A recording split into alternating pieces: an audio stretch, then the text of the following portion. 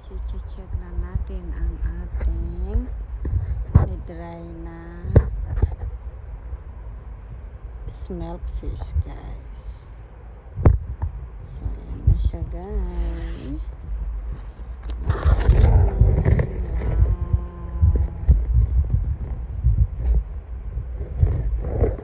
Wow guys, grabe, naligas na siya guys. Yan na yung pinatuyo natin na smelt fish. Dry na dry. So mga iba hindi pa gaano dry guys. So pwede na natin kunin itong mga matigas, ilagay natin dito, separate natin. Kita nyo yan guys. So piliin lang natin. Ayan. Meron na akong dry fish sa winter guys.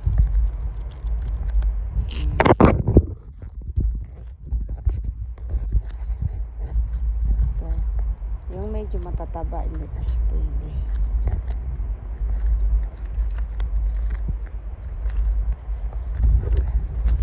Pero ilalagay ko naman sa ilalim. Tapos itong hindi pwede pa, dito lang siya para titigas pa siya guys, kasi gusto ko titigas na buti para sure na hindi siya mag-moldy, kasi pag winter time dito syempre malamig. So kailangan dry na dry. Grabe ang tigas niya guys.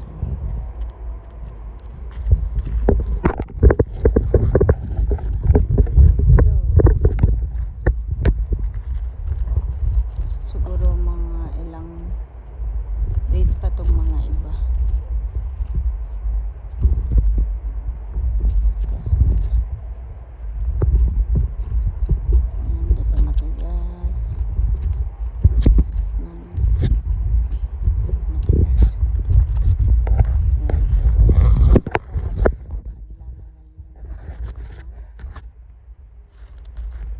Yan yung smelt fish guys. So madali lang gagawa ng dry fish guys.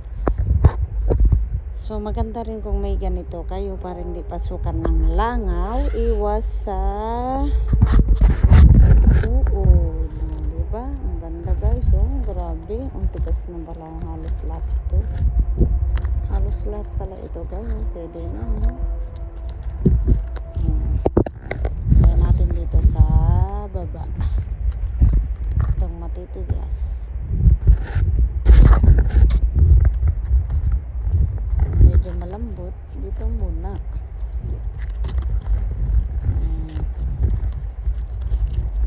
Titigas na siya guys. Pikit naman to. Ayan, ilagay na natin dito. From dito malambot na siya. Palikunin lang natin pinakamatigas.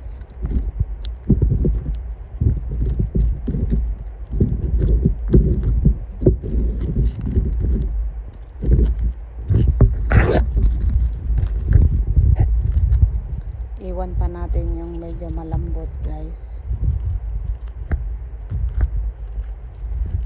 So madali lang gagawa ng tuyo na made in smelt fish.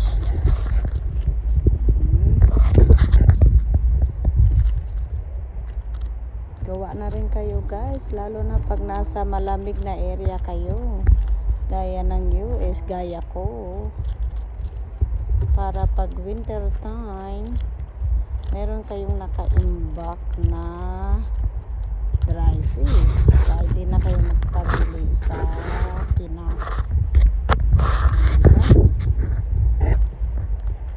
Ay, sumasipag ka lang.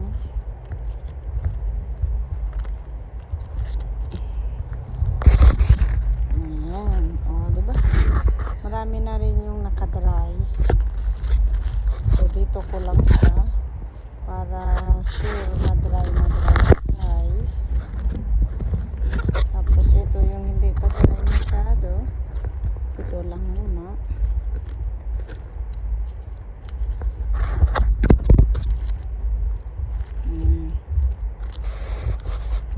Para sure ball.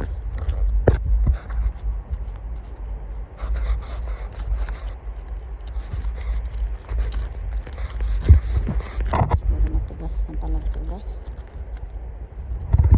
Ayan, parang konti na lang guys ang natira. So halos tuyo na sila guys, lahat. So mangilan-ngilan lang ang natira. So ayan, parang yung mga natira na malambot guys is yung matataba. So ayan. So dito lang natin itong mga matigas para mag-dry siya. Ang ganda ng tuyuan ko ng dry fish guys. Ayan, tuyong-tuyo na, malulutong na siya guys. Pwede na natin i-try. Pero dito ko lang siya muna guys hanggang sa matuyo. Nakasipir pa yan guys. So kagandahan ng may fish net, di pasukan ng langaw. Pero yan sa atin, di ba, pagkahuli lang, iba ibilad na nila guys. Naman sa amin, gusto mong gumawa ng yan, naka-fish net. Dalawa guys ang pinatuyo ko. So ayan na siya guys. Okay, yan yun ba. Okay guys, bye bye you guys. Ayan na, masinag pa rin ang araw. Okay, bye bye guys. Yan na siya, finished product ng smell dry fish. Okay, bye bye.